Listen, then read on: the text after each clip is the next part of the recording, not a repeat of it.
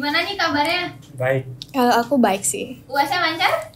Astungkara lancar. Boleh dong kakak perkenalkan diri dulu. Oke, mungkin dimulai dari aku. Perkenalkan, nama saya Niputu Dianstana Putri, bisa dipanggil Dian. Aku dari staf Kementerian PML. Siang, sebelumnya izin jawab. Perkenalkan, nama saya Putu Abi Aditya, bisa dipanggil Aditya atau Putu Abi. Di sini saya staf di PML. Nah, coba dong kakak ceritain gimana kakak bisa ikut BEM. Apa karena jebakan Batman atau emang keinginan kakak sendiri buat ikut BEM? Oke, dari Adit dulu. Sebelumnya dari saya sendiri untuk dulu emang iseng aja ikut BEM dan ternyata emang dari sini.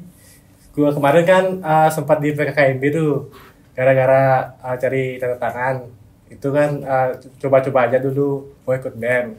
Ternyata Stukaro udah jadi keluarga besar di BEM.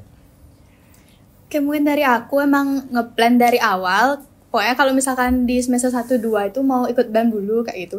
Biar nanti di semester akhir tuh biar agak santaian dikit. Nah, coba dong ceritain sedikit pengalaman organisasinya kakak.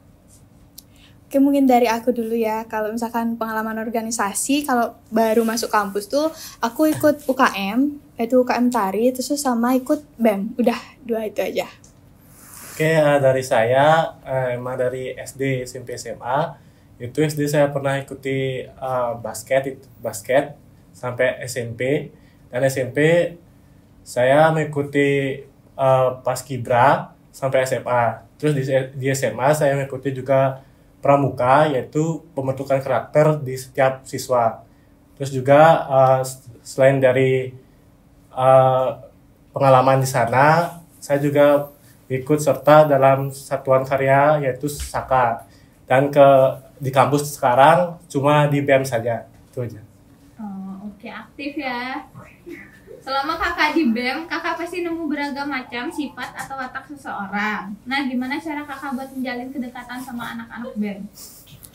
Kalau aku menjalin kedekatan sama anak-anak BEM tuh mungkin aku kenalan dulu, berusaha untuk ngedeketin gitu. Kalau misalkan ada yang diam-diam kayak gitu, berusaha buat kenalan kayak gitu. Itu sih dari aku, kenalan. Oke, kalau dari saya mau menjalin kedekatan sama orang itu emang dari dianya dulu mendekati saya, tapi semua orang itu jujur saya emang orangnya gengsinya besar, tapi kalau udah dekat emang ya udah dekat gitu aja. SKSD lah dibilang. Suka dan duka kakak selama menjadi bagian dari BEM Insiki? Suka dan duka. Mungkin sukanya tuh bisa ngedapetin banyak relasi gitu sama teman-teman yang lain.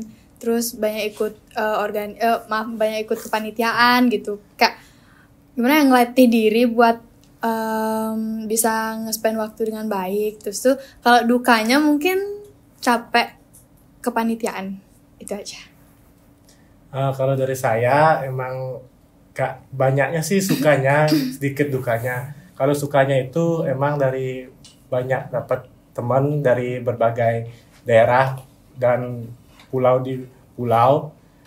terutama itu kan banyak dari teman-teman kita yang beda agama, dan kita juga tahu bagaimana bahasa dan tata bahasanya mereka.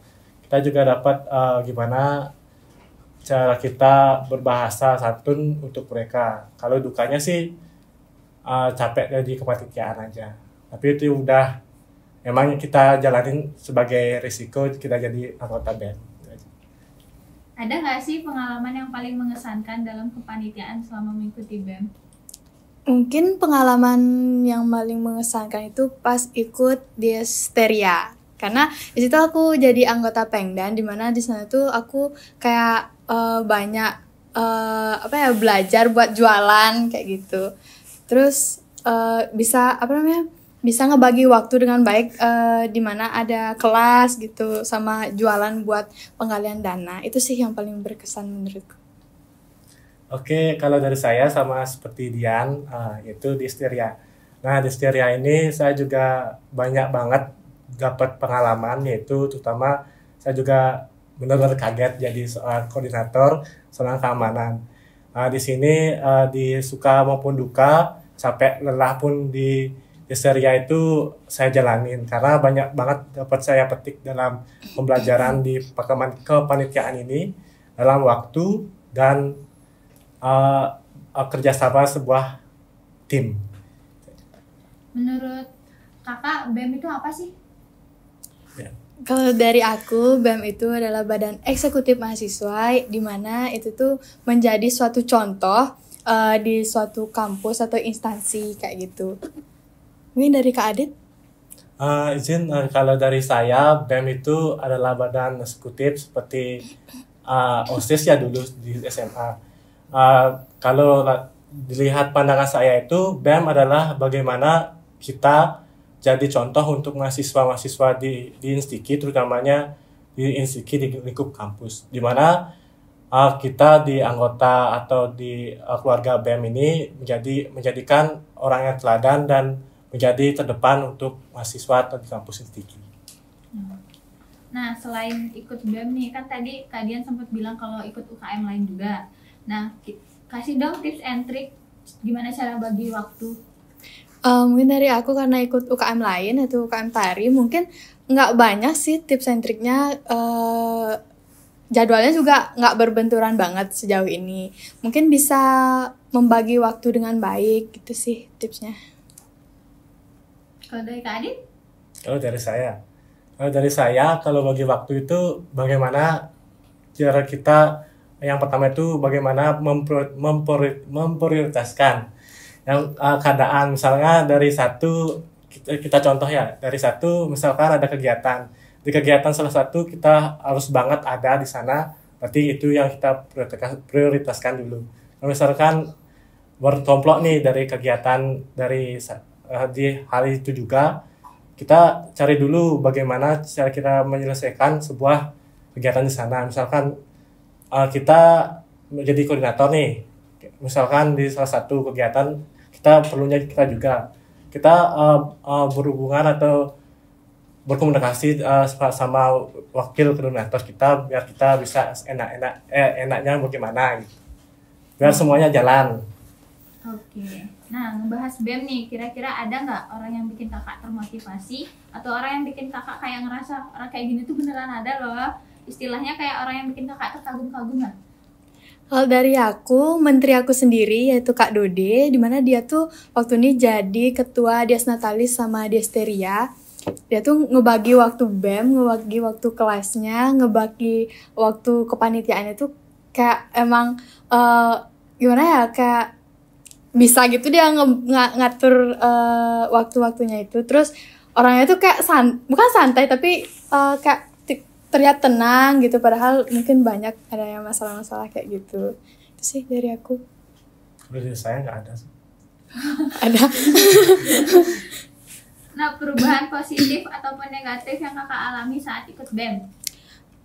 Dari aku, perubahan positif itu lebih disiplin, lebih bisa ngatur waktu, sama punya banyak relasi. Kalau negatifnya sejauh ini nggak ada sih. Oke, dari saya positifnya saya ambil banyak sih dari BEM. Dari kita dapat disiplin juga dan dapat relasi, tentunya banyak teman yang luar Bali dan tata bahasa karakternya juga beda, itu aja. Oke, ada nggak pengalaman di BEM yang ngebuat kakak-kakak terharu? Mungkin pengalaman di BEM yang membuat aku terharu itu pas prokerku di Acita Mengajar, dimana kita ngajar itu di jauh di Karangasem, dimana aku ngelihat adik-adik dengan keterbatasan guru di sana. Gurunya cuma 2 orang aja, itu di SD 1 Tangkup. Cuma 2 orang aja gurunya nih, 1 SD. Terus kita tuh ngajar di sana tuh selama 5 hari ya. 5 hari cukup tersentuh sih, kayak gini loh adik-adiknya nggak kurus kayak gitu. Kalau dari saya sama juga sama Dian, yaitu pas proker kita kementerian PML, yaitu pas Acita Mengajar. Dari kita itu sempat hujan-hujanan 2 hari, sama nginep juga di Gus Dwi, hujan-hujanan, dan juga saking lihat harunya excited mereka atau anak-anak siswa di sana bersemangat dalam kalau kita mengajar di sana. Itu sih, itu aja. Apa harapan kakak ke depannya buat BEM? Buat BEM, semoga lebih baik lagi dari kabinet ini. Terus semoga lebih jaya. Dari saya untuk BEM, semoga kedepannya semakin jaya dan saling jaga satu sama lain dan saling tali persaudaraan itu jangan tetap biar tetap tidak putus gitu. Oke, boleh dong kasih kita satu quotes-nya. Dari aku, just study hard, pray hard, and istirahat. Kalau dari saya, hidup itu harus berjalan, sekeras apapun batu yang ada di jalan tetaplah maju.